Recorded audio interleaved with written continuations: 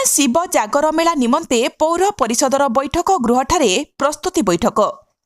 Jaipur Baipariguda block Gupteshwar शैव पीठठारे महाशिवरात्रि पालन निमंते एक प्रस्तुति बैठक उपजिल्लापाल कुमारी अकाबरम सस्या रेड्डी अध्यक्षतार जयपुर पौर परिषदर पारिषदिक गृहठारे एक बैठक अनुष्ठित हो जाइछि। ଏହି ପ୍ରସ୍ତୁତି ବୈଠକରେ ବିଭିନ୍ନ କାର୍ଯ୍ୟ ବିଷୟରେ ଆଲୋଚନା ଘର କରାଯାଇଥିଲା।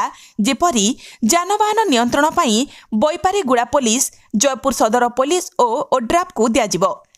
ପ୍ରତିବର୍ଷ ଭଳି ଚଳିତ ବର୍ଷ ମଧ୍ୟ ଜିଲ୍ଲା ଖାଉଟି ଓ ଯୋଗାଣ ଅଧିକାରୀ ଦ୍ୱାରା 2 ଗୋଟି ଷ୍ଟଲ୍ ହେବ ଏବଂ ଏଥି ନିମନ୍ତେ ଡାଲି, ଚାଉଳ, କଦଳୀ, ପାନୀୟ ଜଳ, ଚୁଡ଼ା ଓ ଅନ୍ୟାନ୍ୟ ଆବଶ୍ୟକୀୟ ସାମଗ୍ରୀ ଯୋଗାଇ ଦେବେ। पीवा पानी और शौचालय मरामती निमंते कार्यनिर्वाही जंत्री रास्ता और कोठाबाड़ी बैपारीगुड़ा और जयपुर को अनुरोध करा जाइछि। ग्राम्य जल जोगाण विभाग बैपारीगुड़ा को ब्लीचिंग पाउडर पकाइबा सह सफा सुतुरा दायित्व दियागला।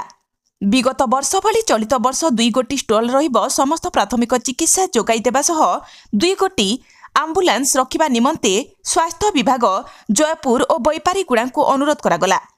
शिवरात्र दिन अग्निशम गाड़ी गोटे मंदिर पाखरे और अन्यटी पार्किंग पाखरे रहिबो। स्पेशल टिकट 500 टंका रखा जाइछि। बस पार्किंग पई 100 टंका, बाइक पई 10 टंका, ऑटो पई 20 टंका, अन्यान्य कार पई 50 टंका रखा जाइछि।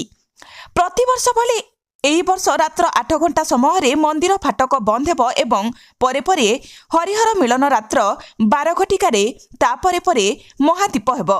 एही दिन सूचना और लोक संपर्क विभाग द्वारा सूचना केन्द्र एक हुए। एहार दायित्व सूचना और लोक संपर्क अधिकारी कोरापुट को दियागला। सांस्कृतिक कार्यक्रम निमंते सांस्कृतिक विभाग कोरापुट को अनुरोध करा जाइछि। जयपुर कोरापुट जिला प्रतिनिधि कृष्ण खरांक रिपोर्ट, ओडिशा एकाम्र लाइव।